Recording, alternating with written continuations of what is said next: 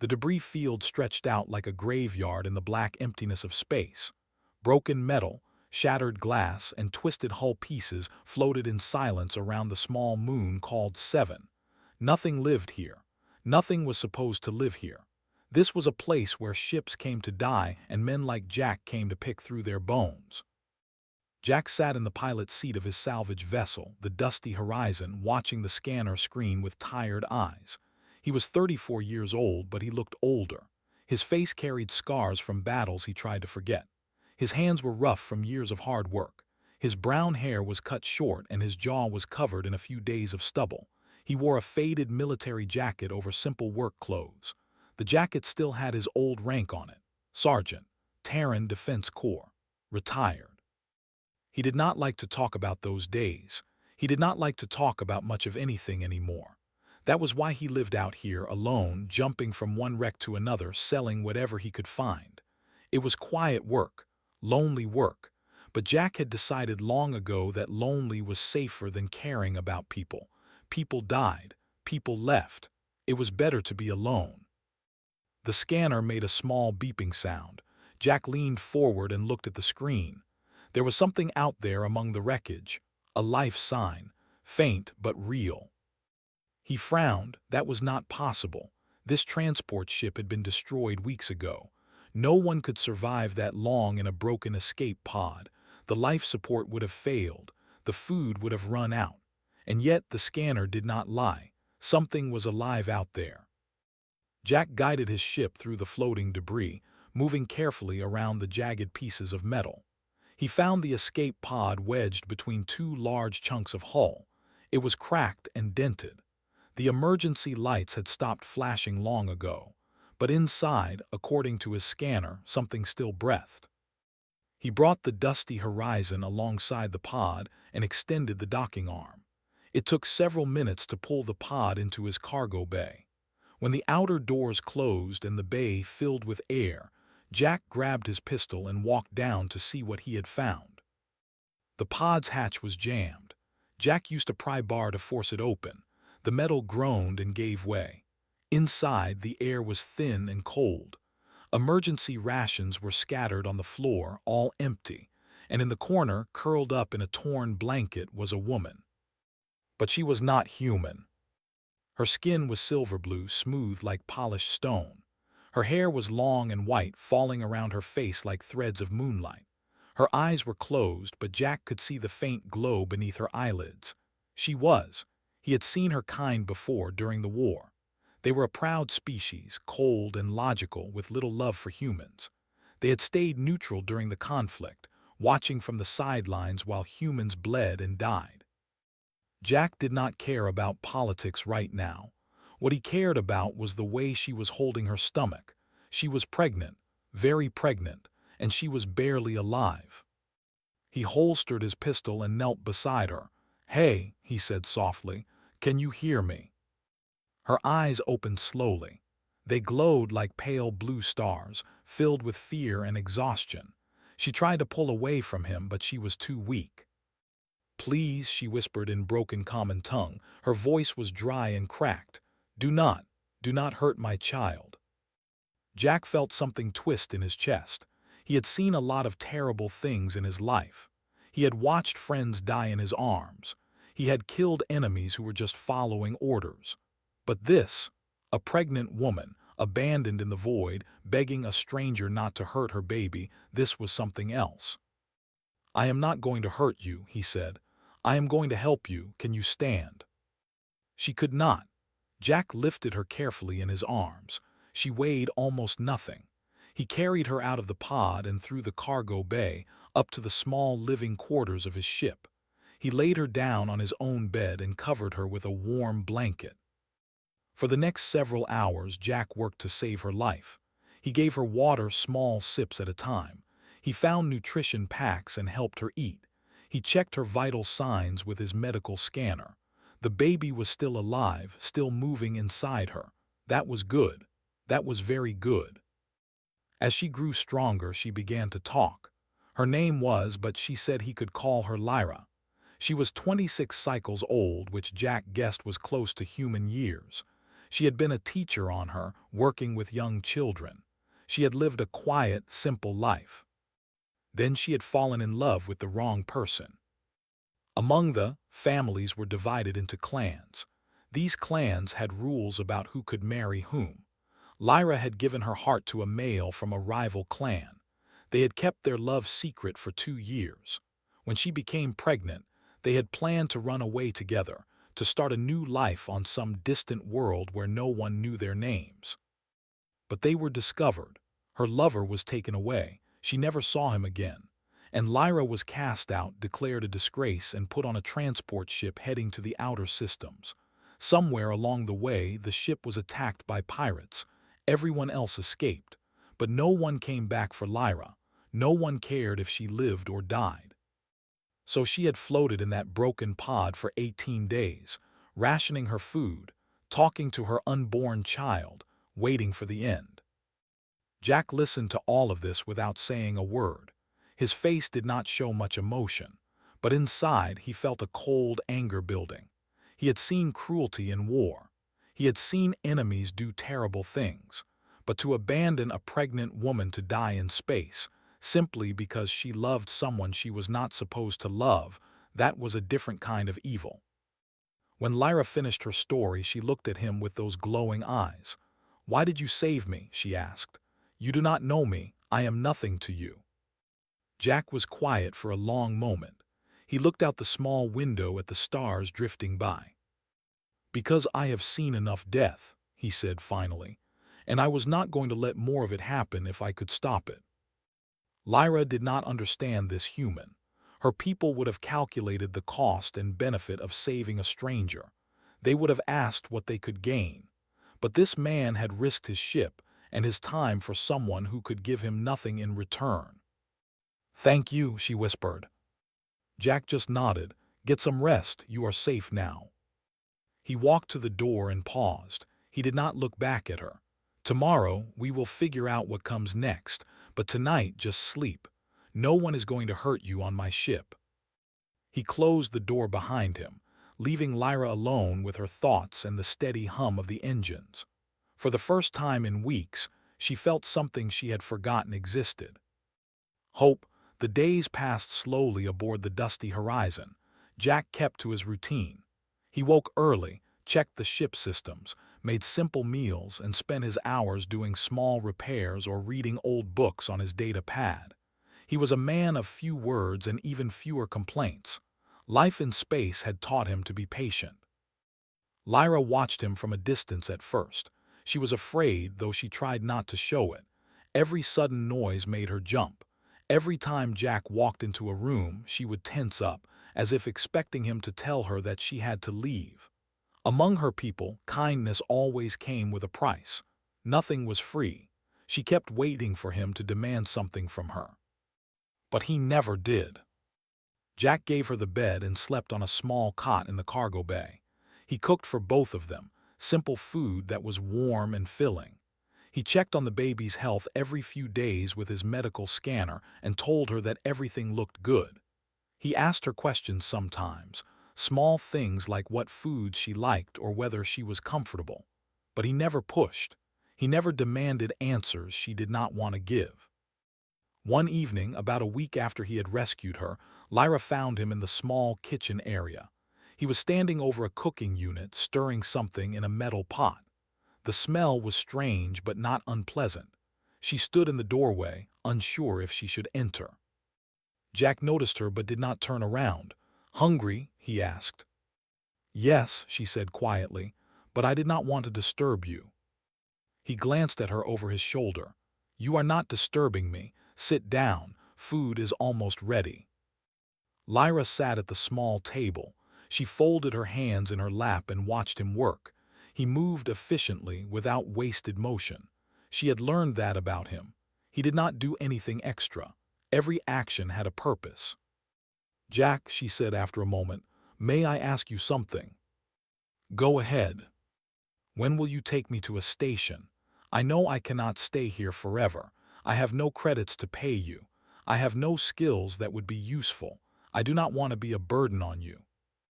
Jack turned off the cooking unit and brought 2 bowls to the table.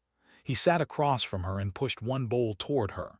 It was some kind of stew with vegetables and protein cubes. Not fancy, but it smelled good. "Why would I take you to a station?" he asked. Lyra blinked. "Because that is where unwanted people go. The stations always need workers. I could find a job, perhaps, something simple. I would not trouble you anymore." Jack picked up his spoon and took a bite of the stew. He chewed slowly, thinking. Then he set the spoon down and looked at her directly. "You are not unwanted," he said, "and you are not a burden. You are a living person carrying another living person. That is not nothing. That is everything." Lyra felt her eyes sting. She did not understand why his words affected her so much. Among the pregnancy outside of approved unions was seen as a failure, a mistake to be corrected or hidden. No one had ever told her that her child mattered. "But you do not even know me," she said. "Why would you care what happens to me?" Jack was quiet for a long moment. He looked down at his food, then out the small window at the stars. When he spoke again, his voice was lower, rougher. "I used to have a squad," he said. 8 people. We served together for 6 years. They were not just soldiers to me. They were family. We ate together, fought together, laughed together. I knew their names, their stories, their dreams." He paused, his jaw tightened. "Then we got sent to Prime. It was supposed to be a simple mission.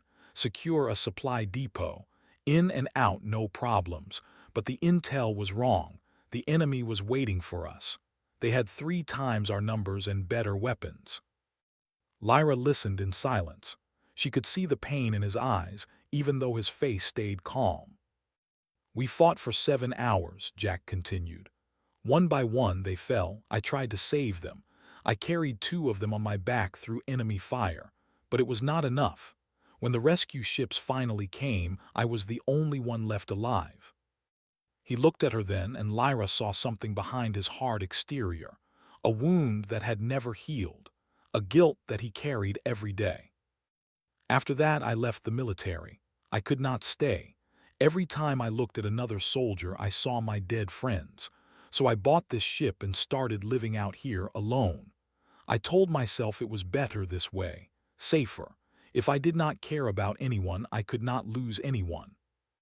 He picked up his spoon again and stirred the stew without eating it. "But these past few days with you here, I do not know, something feels different. I have not felt this alive in years. You gave me something I did not know I was missing. A reason to wake up, a reason to care again." Lyra did not know what to say. She had never met anyone like this human. Her people were cold and logical. They made decisions based on calculations and benefits. But Jack had saved her for no reason. He fed her and protected her and asked for nothing in return. It went against everything she had been taught. "I do not understand you," she admitted. "Among my people, everyone has a role, everyone has a value. Those who cannot contribute are cast aside. It is efficient. It is logical. But you," she shook her head, "you act as if my life has worth simply because I exist." Jack shrugged. "Maybe that is a human thing. We are not always logical. We do stupid things for stupid reasons. We fight wars we cannot win and love people who do not love us back. We save strangers floating in broken escape pods because it feels like the right thing to do." He finally took another bite of his stew. "Your people threw you away because you did not fit their rules. But out here, you do not need to follow their rules anymore. Out here, you can just be Lyra, a woman who is going to be a mother. That is enough." Lyra felt a tear roll down her silver-blue cheek. She wiped it away quickly, embarrassed. We're not supposed to cry. It was seen as weakness. But Jack did not seem to judge her. He just kept eating his stew, giving her space to feel whatever she needed to feel. "Thank you," she whispered. He nodded. "Eat your food before it gets cold." She picked up her spoon and took a bite. The stew was simple, but it tasted better than anything she had eaten in months. Maybe it was the food, or maybe it was because, for the first time in a long time, she was not alone. Outside the ship, the stars drifted by in endless silence. And inside, two broken people sat together, sharing a meal, learning to trust again. Neither of them knew what the future would bring. But for now, this was enough. 3 weeks had passed since Jack pulled Lyra from that broken escape pod. In that time, something had changed between them. They talked more now. Sometimes about small things like the strange foods humans ate or the music Lyra used to teach her students. Sometimes about bigger things like their fears and their dreams and the people they had lost. Lyra's belly had grown larger. The baby was healthy and active. Jack had learned to recognize when the child was kicking because Lyra would put her hand on her stomach and smile. It was a soft smile, filled with hope and love. Jack found himself watching for that smile more than he wanted to admit. He was in the cockpit that morning, running a routine scan of the area when the alarm started blaring. A ship had dropped out of faster-than-light travel nearby. Jack's hands moved quickly over the controls, pulling up the sensor data. His blood went cold when he saw the ship's signature. A patrol vessel, armed and heading straight for them. Jack stood up and walked to the back of the ship where Lyra was resting. She looked up when he entered, and the expression on his face told her something was wrong. "What is it?" she asked. "We have company, patrol vessel. They are coming this way." The color drained from Lyra's face. Her hands went to her belly, wrapping around it protectively. "No," she whispered. "They found me. How did they find me?" "It does not matter how," Jack said. His voice was calm but firm. "What matters is what we do now. Come with me to the cockpit. Stay behind me and do not say anything unless I tell you to." Lyra stood on shaking legs and followed him. By the time they reached the cockpit, the ship had come alongside them. It was 3 times the size of the dusty horizon, with weapons that could tear the salvage vessel apart in seconds. A communication request was flashing on Jack's screen. He accepted it. The face that appeared on the screen was male. His skin was darker blue than Lyra's, and his eyes glowed with cold authority. He wore a military uniform covered in medals and symbols of rank. His expression showed nothing but contempt. "Human vessel," they said. "I am commander of the Enforcement Division. Our sensors have detected a fugitive aboard your ship, a female named. She is wanted for violations against clan law. You will surrender her to us immediately." Jack leaned back in his chair and crossed his arms. "No." His eyes narrowed. "I do not think you understand, human. This is not a request. The female belongs to us. She has broken our laws and must face judgment. The child she carries is considered an abomination under our code. Both must be returned." Behind Jack, Lyra made a small sound of fear.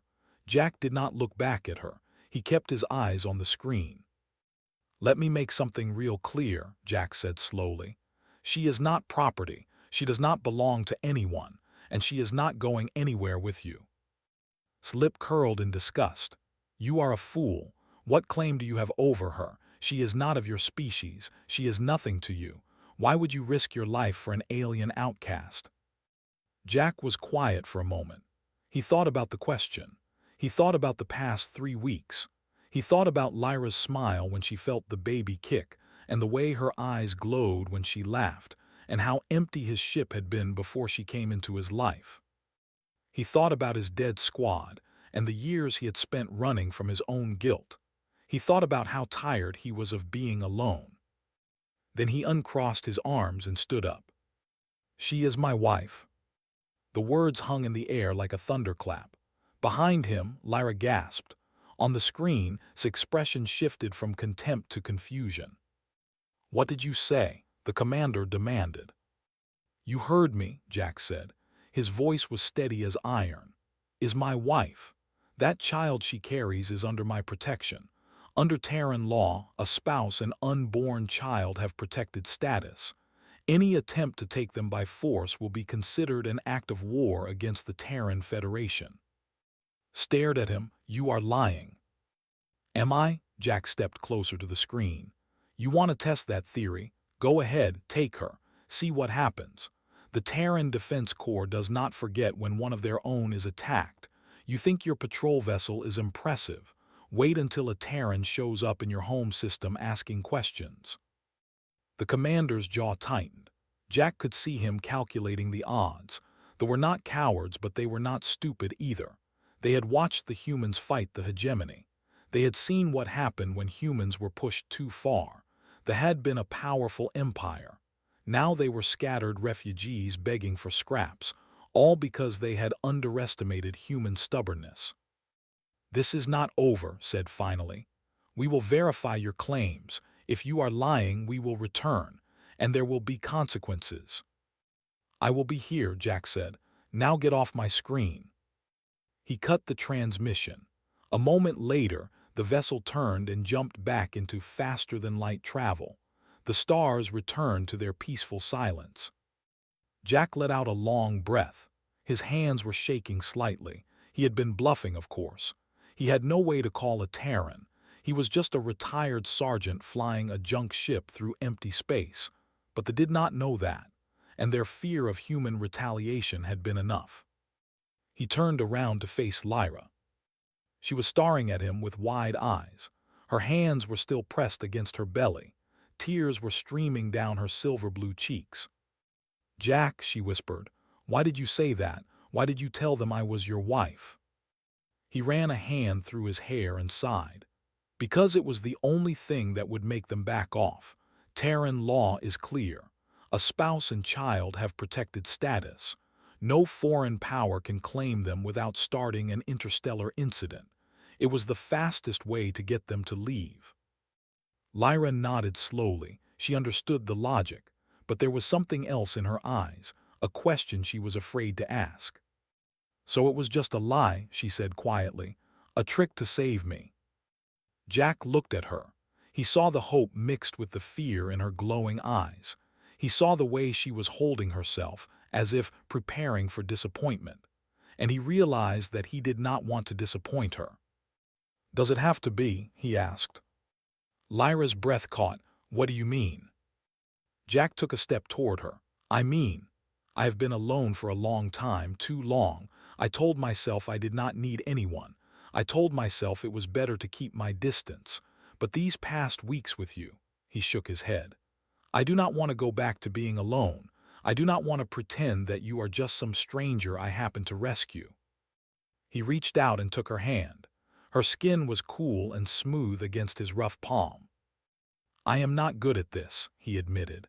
"Words, feelings, all of it, but if you want, we can make it real, not just a trick, not just a lie to fool something true, something that matters." Lyra looked down at their joined hands. She thought about her old life, the one her people had taken from her. She thought about the lover she had lost and the child she was carrying. She thought about all the nights she had spent in that broken escape pod, praying for death. And then she thought about Jack, the gruff human who had pulled her from the darkness, who had fed her and protected her and asked for nothing in return, who had just risked his life to keep her safe. She looked up at him and smiled through her tears. "Yes," she said, "I would like that very much." Days after the confrontation were quiet. Jack kept the ship moving through empty sectors, staying away from major trade routes where they might be spotted. He did not know if Commander would return, but he was not going to take chances. Lyra's safety came first. The baby's safety came first. Everything else could wait. Lyra noticed the change in him. Before, Jack had been kind but distant. Now he was more present. He sat with her during meals instead of eating alone. He asked about how she was feeling and whether she needed anything. He even tried to learn a few words in her native language, though his pronunciation made her laugh. "You are saying it wrong," she told him one evening. They were sitting together in the cockpit, watching the stars drift by. "The sound comes from deeper in the throat, like this." She demonstrated, producing a soft, musical tone. Jack tried again. The sound that came out was rough and harsh, nothing like her graceful voice. Lyra covered her mouth to hide her smile. "That was better." "Liar," Jack said, but there was warmth in his voice. "I sound like a cargo ship crashing into a moon." Perhaps a small moon, she agreed. He laughed. It was a strange sound, rusty from years of disuse, but Lyra found that she liked it very much. As the weeks passed, they settled into a comfortable rhythm. Jack taught her about human customs and traditions. He explained how marriage worked among his people. It was different from the way. For humans, marriage was about choice and love, not politics or clan duty. Two people decided to share their lives because they wanted to, not because someone told them to. And the ceremony, Lyra asked. What happens at a human wedding? Jack scratched his chin. Well, it depends. Some people have big fancy ceremonies with lots of guests and expensive food. Others just go to a government office and sign some papers. The important part is the promise. You stand in front of each other and say that you will stay together through good times and bad times for as long as you both live. Lyra considered this, and do people keep that promise? Some do not, Jack shrugged. Humans are not perfect, we make mistakes. We hurt each other sometimes, even when we do not mean to. But the good ones, the ones who really mean it, they stick around. They do not run when things get hard. He looked at her then, his brown eyes steady and sincere. I am not going to run, Lyra. I want you to know that. Whatever happens, whatever comes next, I am going to be here. That is my promise. Lyra reached out and took his hand. It had become easier to touch him now.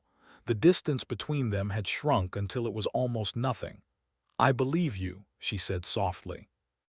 A few days later, Jack made a decision. They needed somewhere safe to land, somewhere permanent. Drifting through space forever was not a good plan, especially with a baby on the way. He spent hours looking through his navigation charts, searching for the right place. Finally, he found it, Port Avalon. It was a Terran frontier colony on the edge of explored space. The planet was small and quiet, with purple hills and twin suns. More importantly, it was known for welcoming outcasts and misfits. People who did not fit in anywhere else came to Avalon to start over. Nobody asked too many questions there. What do you think? Jack asked, showing Lyra the information on his data pad. It is not fancy. The weather is a bit strange and the nearest big city is 3 days away by shuttle, but it is safe, peaceful, a good place to raise a child. Lyra studied the images. She saw open fields under orange skis, simple houses made of local stone, children playing in the streets. It looked like something from a dream. It is beautiful, she said, but can we afford it? I have no money, no job, no skills that would be useful there. Jack waved his hand dismissively. I have some savings from my military service, not much but enough to buy a small homestead, and I can find work. Every colony needs people who know how to fix things. As for you, we will figure it out. Maybe you can teach again. Frontier colonies always need teachers. Lyra felt a spark of hope at those words. She had loved teaching. The children on her had been her greatest joy. The thought of standing in front of a class again, of watching young minds grow and learn, filled her with warmth. You would do all of this, she said slowly. Buy a home, build a life, for me and a child that is not even yours. Jack set down the data pad and turned to face her fully. Lyra, I need you to understand something. That child growing inside you. The moment I decided to protect you both, it became mine too, not by blood but by choice. And choice matters more than blood. Being a father is not about whose genes the kid carries.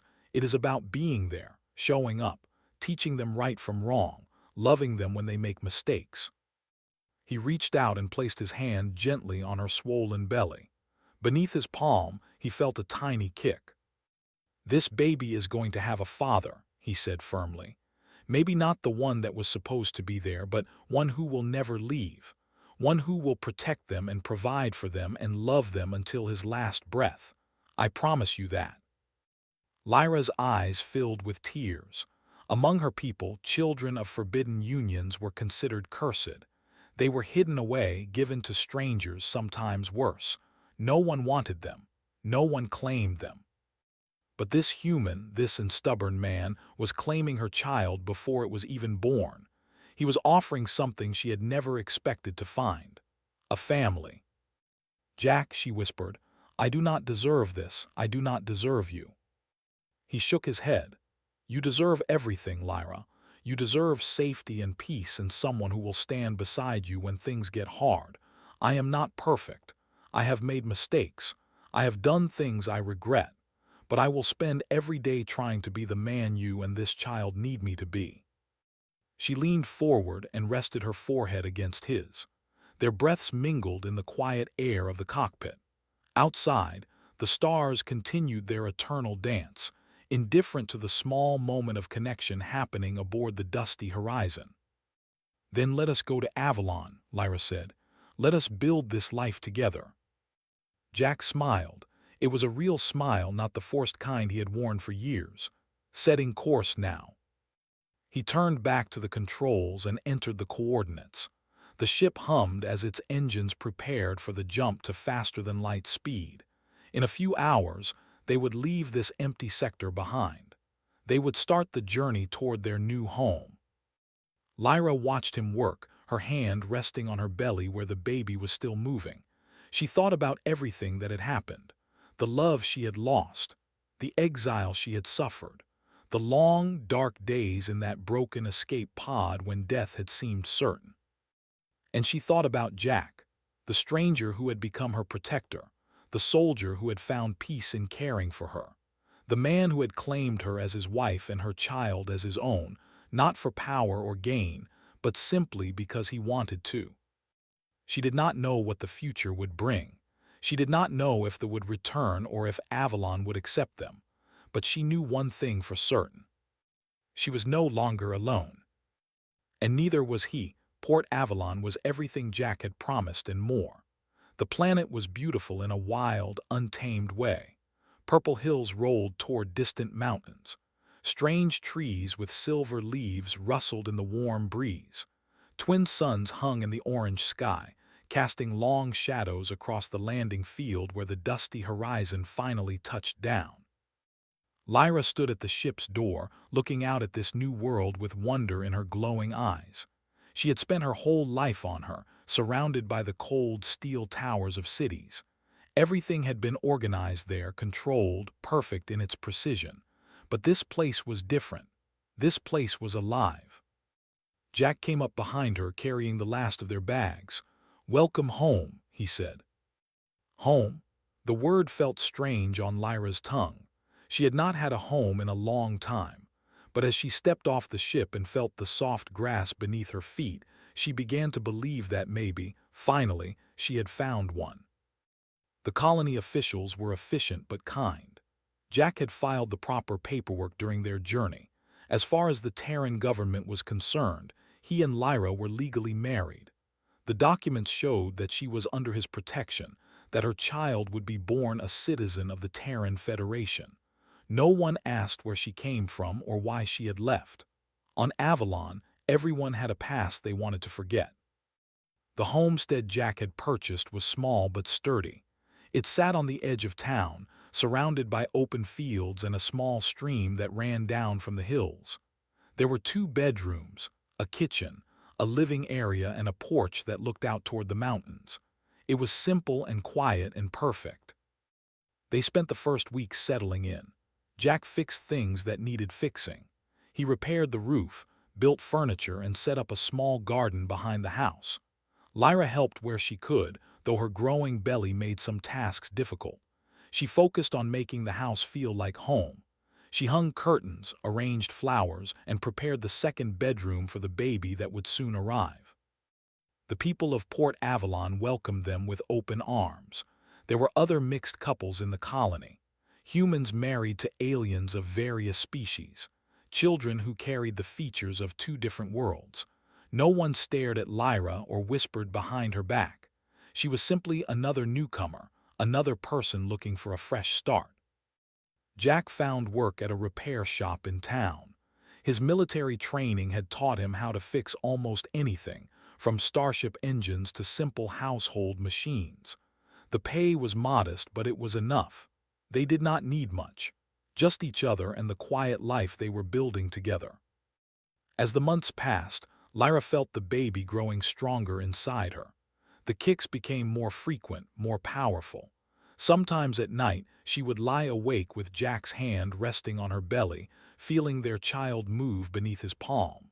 In those moments, she felt a peace she had never known before. The day finally came on a warm afternoon in early autumn.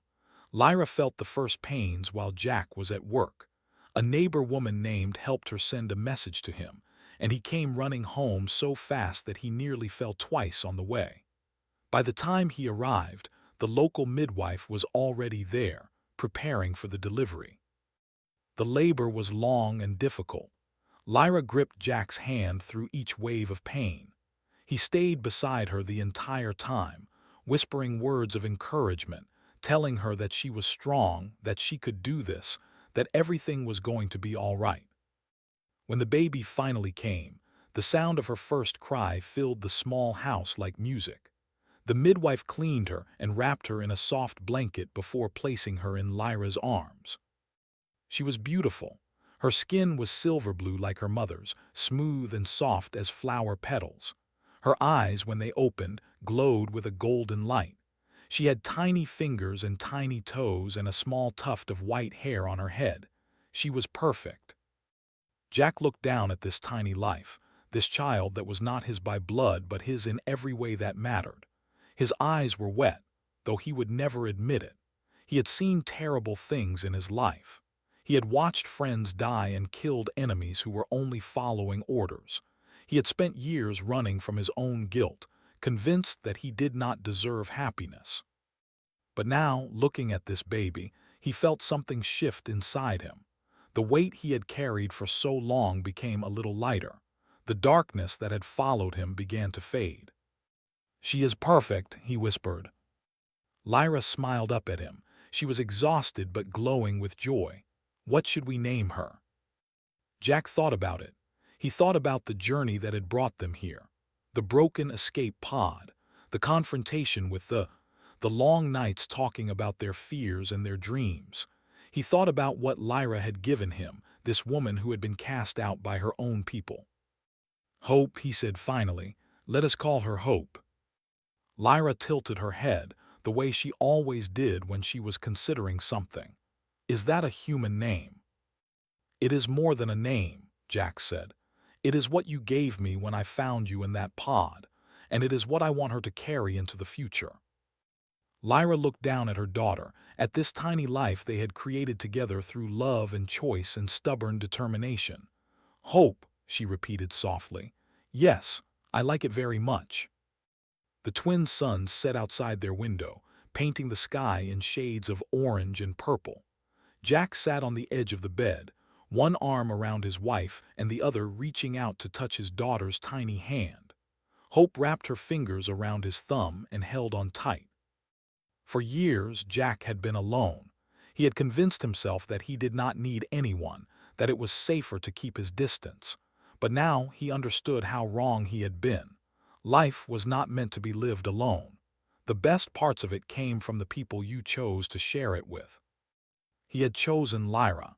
He had chosen Hope, and he would keep choosing them every day for as long as he lived. Word of what had happened eventually spread beyond Avalon. Traders and travelers carried the story to other systems, other worlds. They spoke of the human veteran who had faced down a patrol for a pregnant stranger.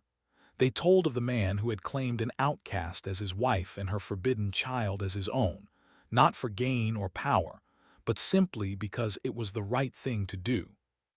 The story became a legend among other species, a tale they told their children about the strange creatures called humans. These humans were fierce and stubborn, and sometimes foolish. They fought wars they could not win and loved people who did not love them back. They took in the broken and the abandoned and the hopeless, and they made them family. The never came for Lyra again. Perhaps they had decided she was not worth the trouble. Perhaps they feared what the humans might do if provoked. Or perhaps, somewhere deep down, even they recognized that some bonds were too strong to break. Years later, little Hope would grow up hearing stories about how her parents had found each other. She would learn about the escape pod, and the confrontation and the promise her father had made to protect her before she was even born, she would understand that family was not about blood or species or the circumstances of birth. Family was about choice, about showing up, about loving someone even when it was hard. And she would carry that lesson with her, out into the galaxy, spreading it to everyone she met. Because that was what humans did. They found the broken, the abandoned, the hopeless, and they made them whole. That was their gift to the universe. And it was a gift that would never stop giving.